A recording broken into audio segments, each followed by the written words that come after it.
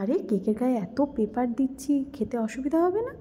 আরে না না, এই পেপার সেই পেপার না, এই পেপার খাওয়া যায়। আরে হ্যাঁ সত্যি।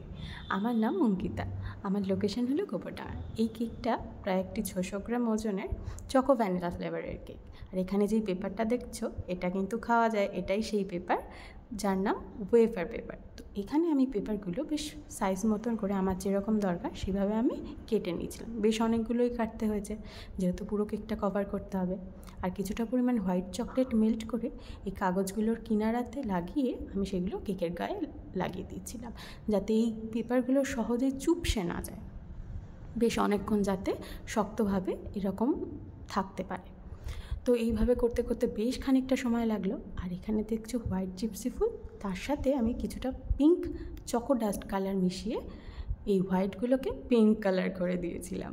আর এইভাবেই পুরো কেকটা তৈরি করে নিলাম। যার জন্য কেকটা ছিল তার ভীষণ পছন্দ হয়েছিল। তোমাদের কেমন লাগলো অবশ্যই জানিও।